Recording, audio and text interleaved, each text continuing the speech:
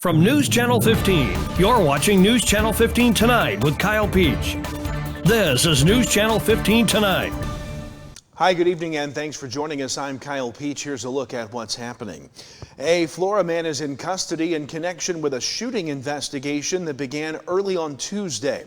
At 3:40 a.m. on Tuesday, the Clay County Sheriff's Office received reports of an individual firing shots at vehicles passing his residence. Deputies later learned the incident stemmed from a domestic altercation during which the suspect had allegedly held a gun to the victim's head. 39-year-old Scott E. Tolliver of Flora faces charges of domestic battery under a Clay County warrant and has additionally been cited for unlawful possession of a firearm by a felon, aggravated assault, and reckless discharge of a firearm. During execution of a search warrant at a home in Songer Township in Clay County, officers seized 3 firearms, rounds of ammunition, and additional evidence, though Tolliver had fled the home before law enforcement arrived. Later on Wednesday morning, a tip led officers to Tolliver driving westbound on Old Highway 50 near Country Club Road. The vehicle accelerated as deputies attempted to stop, but soon pulled into a family member's driveway where he was taken into custody without incident. Tolliver was booked at the Clay County Jail. Out of White County tonight, Bradley Walsh of McLeansboro was arrested Tuesday. Dylan Robinson of Norris City was arrested Wednesday in separate incidents, both charged in their incidents with driving suspended or revoked and cited for operating an uninsured vehicle and operating a vehicle with suspended registration due to mandatory insurance. 3 people have been sentenced in Lawrence County Court. 23-year-old Kylie Benton was charged with failing to report to a penal institution and given an additional 2-year sentence in state prison to run concurrently with her original sentence. That will be followed by a year of parole. 34-year-old Jacqueline Williams was charged with possession of a weapon by a felon. He was given 3.5 years in state prison to be followed by 6 months parole. And 22-year-old Johnny Davis Jr. was also charged with possession of a weapon by a felon and also sentenced to 3.5 years in prison and 6 months of parole. At Monday's Mount Carmel City Council meeting, WSJD reports Mayor Joe Judge announced that the Mount Carmel City Airport has received a $522,000 grant to help construct a new 10,780 square foot hangar at the airport, which will fund a majority of the cost. Also during that meeting, Fire Commissioner Susan Zimmerman said that Fire Chief Francis Speth is evaluating the possibility of a burn ban as there are in other area counties, but did caution that fires within city limits can only be in fire pits. And the City Council did approve Christmas Uptown returning to Market Street Friday, December 5th. Spokesperson Terry Beckerman said a portion of Market Street will be closed the evening prior for the setup of food trucks. The Carmel City Council met Tuesday. WRUL says the council decided to table spending nearly $40,000 in another attempt to further diagnose the issues with Engine 12 at the Carmel Light Plant. That engine hasn't been in service in the last couple of years, but if it were operational, it would earn the city IMEA credits, which would equate to about $6,800 per month in revenue. Some $13,000 was spent in hopes in February of finding the problem, but proved to only lead to there being a larger issue. The council passed an ordinance cracking down on the use of the Carmel City dump. Now you'll need to be prepared to show your ID to use the dump, and the ordinance prohibits dump trucks, dump trailers, or paid contractors from dumping. The Carmel Council also approved moving November and December disconnection dates to the last Monday of each month. That would be November 24th and December 29th. The council also approved closing a portion of Cherry and Main Cross streets for the trunk or treat from 4 to 6 p.m. on Halloween.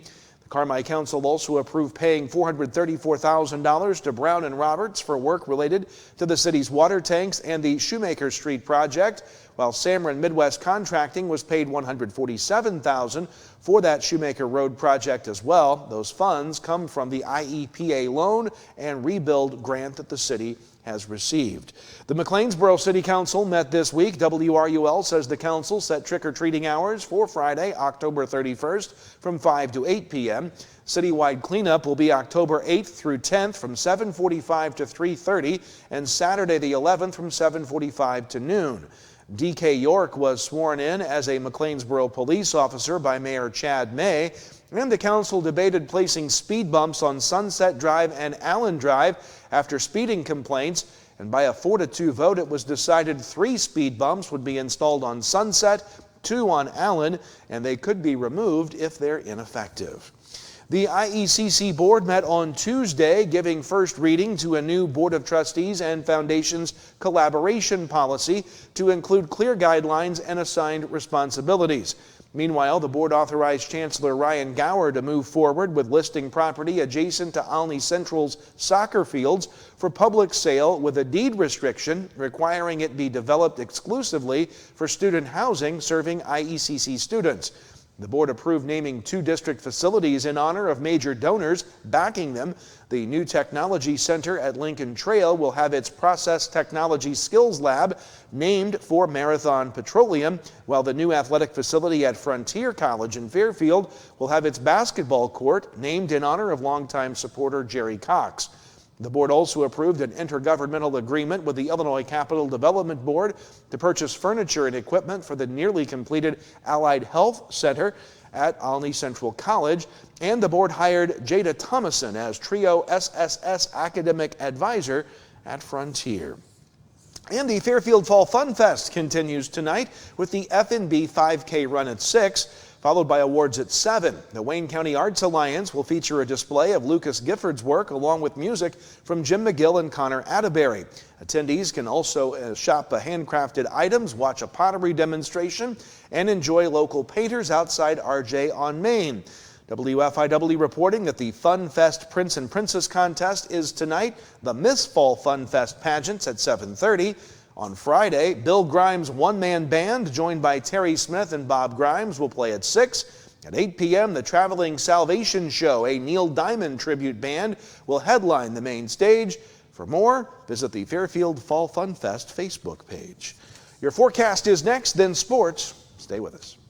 At Wabash General Hospital, we're more than healthcare. We are part of the team. Our athletic trainers proudly serve 13 area high schools and 3 junior colleges, standing on the sidelines and in the AT rooms every day. From keeping our athletes healthy to helping them chase their dreams, we're here for every student athlete, every game, every step of the way, from injury to return to play.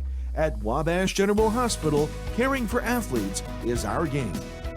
Introducing the Student Plus account from First National Bank, a free checking account designed for students and parents alike. With Student Plus, parents stay in control with real-time alerts and spending limits, while students learn to manage money safely and independently. Instant transfers, lost card protection, and customizable features make banking simple for the whole family. Getting started is easy. Just visit any First National Bank of Allendale branch with your student, set up mobile banking, and choose the features that work best for you. Student Plus accounts with First National Bank. Parents choose the controls, students learn responsibility. Hi, I'm Tony. I graduated Wabash Valley College in Mount Carmel, and it was the best decision ever. It gave me the opportunity to go on the air almost immediately. Within about a week of starting the broadcasting program at Wabash Valley College, I was a DJ on 89.1 WVJC, and that on-air experience was invaluable to my future career and hiring potential. Welcome back. Time to talk weather. Things are going to be changing over the next few days with some showers and maybe even thunderstorms rolling in. Nothing out there today, nothing out there right now as we speak, but warm conditions, dry conditions, and a lot of burn bans throughout the region. As we take a look at numbers today, 92 our warm high this afternoon, some 11 degrees above normal. 61 was our morning low. That was more seasonal for this time of year. As we start to put the maps in motion, this pesky high pressure system that's been kind of blocking this rain from pushing on through is going to start to give way tomorrow. And it looks like tomorrow evening will kick up some scattered shower chances across the area, hopefully after the football games, but it will be a close call and not everybody will see rain, but you'll see repeated waves of scattered shower chances. And we think the most of Saturday will stay dry. However, as we move into Sunday and Monday, more rain and thunderstorm chances will be on the way. Clear skies out there tonight once again. Overnight lows will be in the low 60s across our region. On your Friday, sunshine mixed with clouds. Highs will be in the low 90s once again.